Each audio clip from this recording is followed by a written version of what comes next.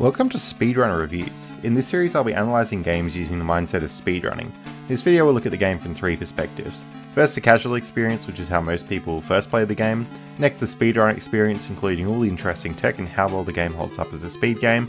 And finally the tool-assisted speedrun, showing what the game looks like when pushed to the theoretical limit. If you already know the game and want to jump straight to the speedrun part, I've left timestamps in the description and chapters on the video. Today we're looking at Master of Darkness, or otherwise known as Vampire in some regions. And essentially it's pretty much Sega's Castlevania, that's one way to think of it. Although as we'll find out, there's a bit more depth to it than just that. Before we get stuck into the video, if you end up finding this enjoyable, please consider subscribing to keep up to date, as it helps out the channel a whole bunch.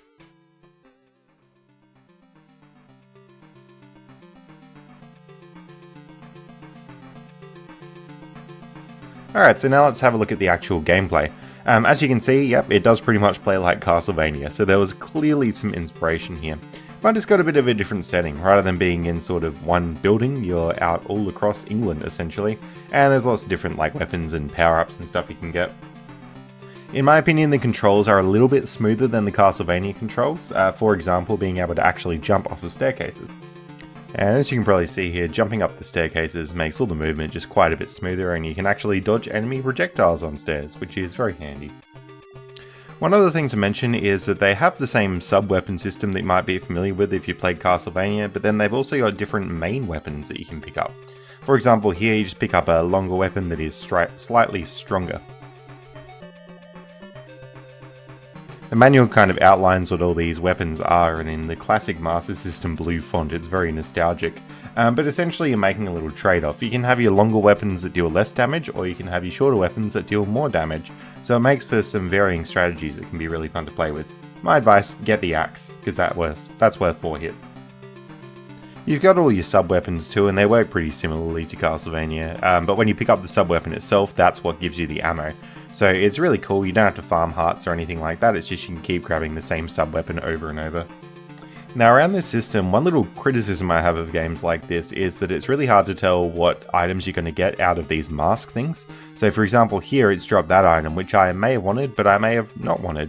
And if you hit a mask and have the item drop straight on top of you, you're pretty much forced to get it. That means you have to play this game with sort of memorization of what's inside all the masks, and the Castlevania games are a bit like that too.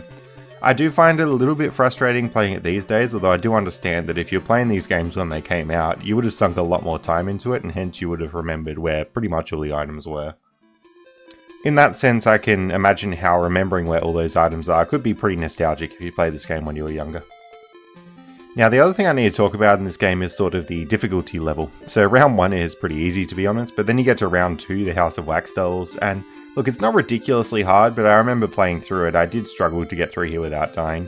You've got limited health, and these sort of enemies just keep coming out and attacking you, but if you take it slowly and carefully, you can usually get through pretty fine.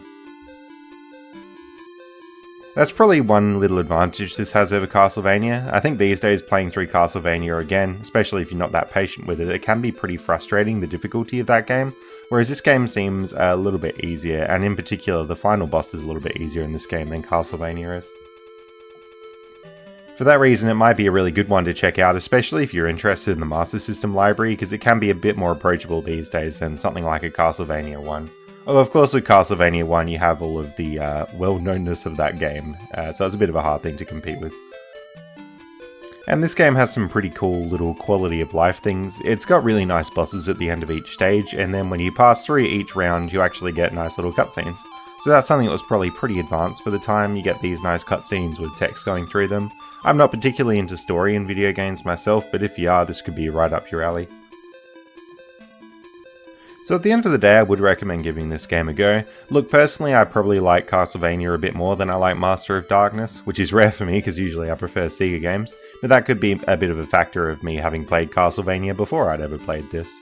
So nostalgia can obviously play a little factor, but if you're looking for more Castlevania style games, this one is going to be really enjoyable to play. You can get it on the Master System or the Game Gear, and sometimes it's called Vampire, so just watch out for that.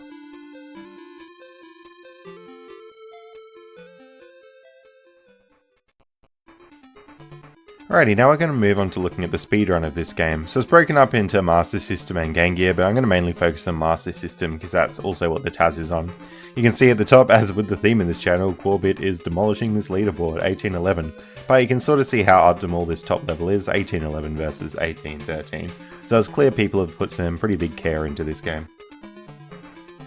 Alright, so the run we're looking at today is Corbett's world record in 1811, and it launches off pretty much as you'd expect. I'm going to be pretty upfront with this section of the video. There's not like heaps and heaps of speed tech in this game, it's fairly standard, but it could be a good feel if you're looking for just a solid platformer to try and optimize movement on. It's lots of fun to do, and it's a pretty fun game to play through, fairly short with an 18-minute run as well. So you can see Corbett here doing some cheeky jumps across and jumping off the stairs to get up. Unfortunately, when you go up to screen transitions, you do have to walk across the stairs all the way to the top. You can't just jump off into the screen transition there. Corbett's doing a lot of jumping. Every time you jump or land, you do lose a bit of time. So if it's easy to jump over a whole bunch of steps, you'd probably rather do that than just fall down each one. Now, Corbett's also going to get this sub-weapon here. These will throw in an arc if you sort of hold up and then press the attack button, so they're going to be really useful to take out enemies. They're a bit harder to get with normal weapons. Of course, one little trade-off with getting these sub-weapons is you have a little pause when you grab the sub-weapon itself. It's about half a second, but as long as you can handle that, it's not really too bad to go out of your way to get them. Now, in terms of this game, there's no like speeding up or slowing down velocity, so pretty much if you're holding right, you're going to be moving right, essentially at 1 pixel per frame. So in terms of the movement optimization, it can be very discrete, and that's why you'll see in these splits here, Corbett is not really gaining or losing a whole bunch of time. In fact, they're playing like 10 seconds off their summer best for the entire run, which is quite impressive. We will see here a cool use of the bomb there just to take out that enemy. As you can see, it just speeds this whole section up a little bit. Since your weapon fires horizontally, you wouldn't have really had a way to take that enemy out if you didn't have it, and when enemies hit you, you slow down, so you want to avoid that. Corbett is going to get the axe weapon here. This current one that they're holding does 2 damage, the axe does 4 damage. It's a little bit harder to hit enemies with the axe because the hitbox is smaller, but it's definitely worth it to just deal twice as much damage, essentially. Now, Corbett gets to the boss here, and essentially it's just waiting out the iframes to the boss, dealing damage as soon as possible. And then we have the House of Wax Dolls, and you'll start seeing exactly how useful this bomb sort of weapon is. You take out pretty much all 3 enemies with it, so it's very strong, and also it sort of fires in that different trajectory that your normal weapon doesn't fire in. You might have noticed as well, and in the stream too, it's a pretty laggy game. So part of what Corbett will be optimizing here is just sort of getting rid of enemies, even if they're not going to hurt Corbett, just because enemies cause lag, essentially. Corbett gets to the end of the round 2 and comes across this Skull Spirit boss. I just really wanted to point this out because there's really impressive graphics for the Master System, and that's one of the things you'll find with some of these Master System games. They really do push the limits of the console and have some cool effects on there. Now, this game is pretty glitchless when it comes to shortcuts, but Corbett does use like a dev-intended shortcut through this bit. This level can be very frustrating if you don't know about that little skip there. And you might also be spotting platforms here that Corbett might want to be jumping up to. In a Castlevania, you damage boost up to these platforms sometimes, but unfortunately in this game, damage boosts don't actually give you any extra height, so you never really need to use them. I guess the upside to that is sometimes the damage boost can be really tricky to pull off or you don't have enough health, so we sort of avoid that whole issue there. Corbett then makes their way to this level, and this level sort of has a really cool gimmick. It's got these little pendulum things that swing around, and you jump on the pendulums to ride it across. Now, in a lot of video games, there's this weird effect where an object can sort of drag you through a wall. I know in Sonic, if you play this one with debug mode, you just like fall through the floor if you're on the object. And this game actually uses that effect to really good use because you drag the pendulum through the wall. Kind of a cool little feature. One thing you'll notice is Corbett turning around before taking damage. That's just because damage boosting works by boosting you away from the direction you're facing. So if you're about to hit a damage source and you're trying to move to the right, you might want to turn left quickly just before you hit it. Same thing with the spikes on that pendulum there. In the next round, Corbett gets another upgrade to the sub-weapon. Move over wool chicken, now we have wool projectiles, and there's also wool potions as well. But pretty much that projectile is going to be really good. Goes through walls, and it's the strongest one. I think the reason Corbett got this is because of these rooms here. You have to kill that enemy down the bottom right, otherwise the room won't open up to the next room. And you can see that projectile pretty much kills it as soon as it spawns. And that situation actually happens twice in this level, because it also happens in this little section with the painting. If you don't have the projectile there, you basically just have to go all the way around and break through to the painting. It's pretty tedious. And then just for good measure, the projectile comes in use a third time to hit that candle thing. You can see Corbett was doing really well at damage boost through those spikes. One thing to help you damage boost is that when you attack in the air, you're locked in with that movement direction for a little bit. So you can sort of attack left and then move right into the spikes there. It's very helpful. Corbett then comes to the boss of round 4, and this has some pretty cool effects on it too, which is really nice to see. Although it does kind of remind me of the DVD screensaver a bit. Now when you get to the last level in the game, you find that it's actually a maze, and I remember playing this game casually. This was really confusing at first, but once you do know where to go, it is pretty linear. Like, it's just like a normal level essentially if you know what you're doing. The thing that's kind of tricky about this maze is that the exit to the maze is not entirely obvious. You'd think you'd have to go down another screen normally, but you have to break those blocks and then head down. And Corbett's about to head into the final boss here, so just be aware of spoilers for that if you're not willing to see it. So yeah, the final boss here, pretty much what I wanted to point out is just that the effect on the final boss is like really cool, essentially. First phase just involves these little falling bricky brick things. But then in the next phase, Dracula sort of flies up there and makes 4 copies, and there's only 1 real copy. You can see the projectile coming in really handy with this. If you were trying to do this boss without a sub-weapon, it would be very difficult. But this is a really efficient way to beat the boss, and that's pretty much the game done. That boss kind of reminds me of Klungo when he takes the cloning potion or something like that. I'm not sure if there's a way to tell which one the real Dracula is, but if you just fire that projectile, you'll always hit the real one anyway, so it's not really a big issue. That's going to be pretty much all of Corbett's run there that we talked about. I'll just comment again, it is very impressive how optimized this is. Again, playing pretty much like 12 seconds off of summer best in an 18-minute run. That's like 1 second of mistakes every 90 seconds or something. Very good stuff.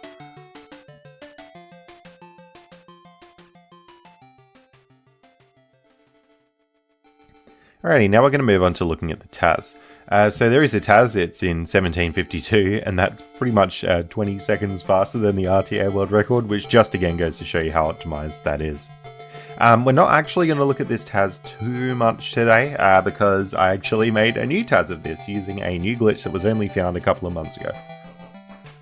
So I was already interested in making a new Taz just to see if I could save any time over this existing Taz, but as I was looking into it, Corbett posted this thing called the Death Glitch in Master of Darkness.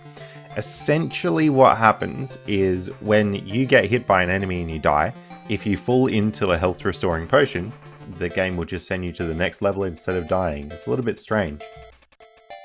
So this is what it looks like in action really. You take a whole bunch of damage till you're about to die, you spawn a potion, and then you take damage into it.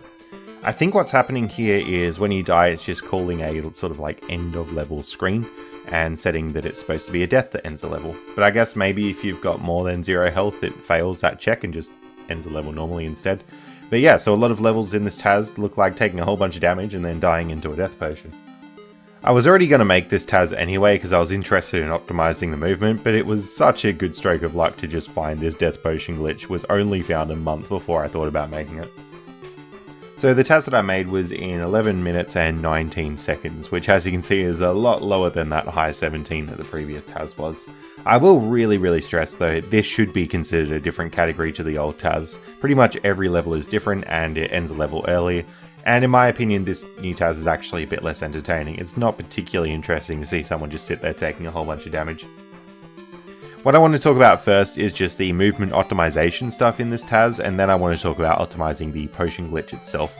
I will really stress though that the original Taz did pioneer a lot of the movement optimization stuff. I was able to save a few seconds here and there just by reducing lag and stuff, but really they found all that tech, so props goes to them. So I'll slow this down and we'll have a look at what's going on. You'll notice I am avoiding jumping at all costs. That's because whenever you start a jump, you lose pretty much a frame of movement. And you'll also notice that I am attacking at the end of a jump. The reason I'm attacking at the end of a jump is because when you land, you lose another frame of movement unless you're attacking on the frame that you're about to hit the ground. That is a frame perfect trick, so I would not recommend RTA runners try and do it. Not to mention, in laggy areas of the game, attacking actually will often cause lag, so it's not worth doing that attacking to save that frame when you're probably going to generate like 5 or 6 lag frames there. Now the original Taz also mentioned that your hurt box is a lot bigger when you're attacking, so so it's easier to get hit by enemies essentially, and that comes in useful here. You watch me attack just before I hit this enemy, and that allows me to hit the enemy just that little bit sooner. Of course, I want to be taking damage for the potion glitch, so usually that hurt box thing is a bad thing in a TAS, but in this case it is quite a good thing. In the TAS itself, we take pretty much the same item drops as the RTA run does, so there's not too much interesting there. But I did lose half a second to pick up bombs, and you'll start seeing why here. You can see this enemy here I've thrown a bomb at, and that was obviously not going to hurt me at all, but I threw a bomb because that enemy usually shoots a projectile, which will cause a whole bunch of lag on screen. So realistically, you just want to minimize these enemies where possible, because you're trying to reduce lag as much as possible. In fact, what I did when I made this TAS is I actually built my own custom lag monitoring program that told me there was a lag frame whenever the game time stopped. Because if you just play this in TAS Studio, they'll come up as all green frames, and then I had to sort of add the red ones in with my program. I'll put the display of the program up on screen, but it's not the most pretty thing. You can see that lag total is sitting at 1.0, and it will sort of go up in lag here when I throw the bomb, so now it's at 10 lag frames that I've got. But those lag frames are pretty unavoidable. Sort of looking at these lag frames when I do this is how I was able to save a bit of time over the existing TAS for this level, because something about this level is, well, there's no potions that are actually possible to grab, so you can't actually use that potion thing to skip this level. But round 2-1 and 2-2 are the only things like that. In fact, round 2-1 actually does have a potion here. It's the E on this map that is the potion. As you can see, that's in the wall. And since you have to duck to get into the wall, it's actually impossible to die into the potion, even though in theory if you could die into the potion, you would save a whole bunch of time. By the way, shout outs to Starfighter76 who made these awesome maps. These helped a whole lot with the TAS. Especially since I need to know which levels actually had health potions in them. Alright, back to the TAS itself. You'll notice me throwing a bomb and hitting that enemy on the first possible frame. The room transitions to the next one once that last enemy is gone, so you want to hit that as soon as possible. That's where the bombs come in really handy again. You'll notice that I'm actually out of bombs at this point, so we're going to have to rectify that soon. Now from this point, we're going to be doing the potion glitch pretty much on every level, but I really want to talk about optimizing the potion glitch here. So you'll notice me taking damage from this enemy, and that's because the enemy deals, I think it was 3 damage here, so it's a good one to take damage from. But I don't take damage from any of the bat enemies because they deal 1. So pretty much you want to take as much damage as you can on the way to a potion. The reason for that is otherwise you're just waiting around at the potion anyway. And so if you're going to be waiting around here, you might as well have taken damage on the way so that you can use some of your iframes to walk towards the potion. Also, getting hit to the left sometimes is faster than getting hit to the right, so sometimes the movement looks pretty suboptimal as a result of that. Coming into round 2, I'll just talk a bit more about the damage optimization. These enemies are a bit weird. The ones on the bottom deal 2, and the ones on the bottom deal 3, and the one on the top deals 2, which is a bit counterintuitive. You'll notice me hitting the bat there, which I said was a bad idea, given that it deals 1 damage.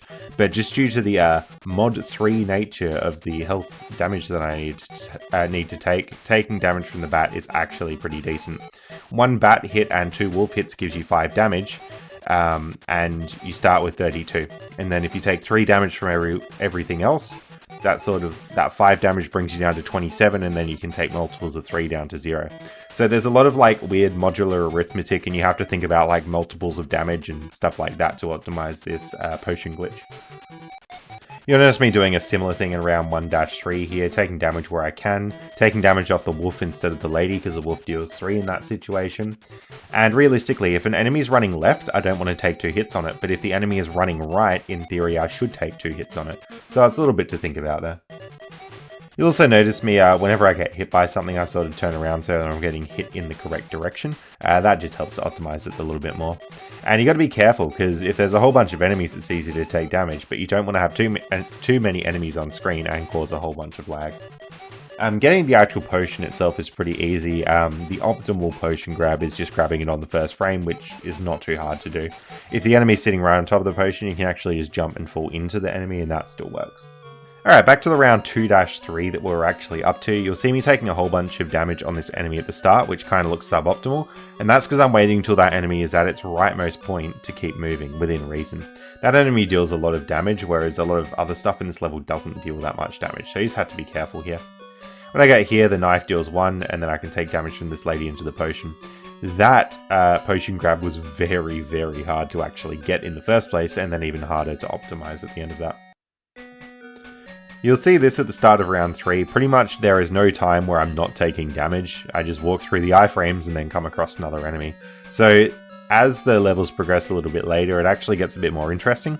In round 1, you're just sort of sitting there taking damage next to the potion, but in these later rounds, you're really just taking damage on the way to it. So the levels flow pretty normally. In terms of time saved with the potion glitch, it's usually like between 10 seconds and a minute to a whole level, but sometimes it can be incredibly short, because sometimes the potions are right near the end of the level. And once you get into these later round 3 levels, you find these spikes, and spikes will actually deal 4 damage rather than 3, which is going to be really, really good for doing this potion glitch. I also like that in round 3-3, they literally put a potion right on top of a bed of spikes. It's almost like they literally just wanted you to find the potion glitch in this. Now that we're into round 4, you might notice I'm about to grab the boomerang. So this is not a very good projectile, but we'll see why in just one sec. So the reason why is just literally this room. You can fire a boomerang at this lady and just get her out of the way so that you can progress through. Otherwise you need to go around the right hand side and deal damage with a normal weapon. So the 30 frames that it takes to grab the boomerang is definitely worth the time save in that room. Now unfortunately in this room, the boomerang will not go through this wall, so you actually have to kill this painting here normally, which is a bit unusual. So in the old Taz we had that hectic really good projectile weapon to kill that painting, but in this Taz we can't do it. And that's because that good projectile weapon, there is no spot to actually grab it that's reasonable up until this point. And that's primarily just because in the level where the old Taz grabbed it, we did the potion glitch to skip that level. So with round 4 done, we head into round 5, and we just have to go through the maze section as normal. So you can sort of do a few skips by just like jumping off the stairs and stuff like that. You jump off this one, you fall through the spikes, and since we want to take damage, that's really good. Now I was really not sure whether the potion glitch would work in level 5, or sort of like what it would do, because this is the final level of the game. So we've got the potion here, and well, essentially it just works normally. So you take damage into that, end your inputs, and that's the level done. I had a lot of trouble figuring out how to end inputs early there, and it turns out just taking damage off that skeleton is the best. The potions go away after they've been out for like just a few seconds, so you don't have a lot of time to mess around with it. You'll also notice how slow this score screen is, and that's because we're not pressing any buttons anymore because Taz timing has finished at this point. But if you do the potion glitch on level 5, you literally just get the end of game cutscene, so it plays out just normally and you skip fighting that entire last boss. So yeah, that's really going to be all for this Taz section. It's interesting that the potion glitch came along. I think it would be really fun for RTA runners to use to sort of breathe a bit more life into their RTA runs. I think the current RTA runs have gotten to that optimization point where it's a bit of a grind to slog out, but the potion glitch is inconsistent enough that you'd have a bit more fun playing around with it. I had a lot of fun making the Taz, but there's not really a whole lot of movement optimization you can do in this game. It's pretty bare bones. But that being said, it's definitely worth checking out this game casually, and I hope you enjoyed this video. Thank you so much for watching.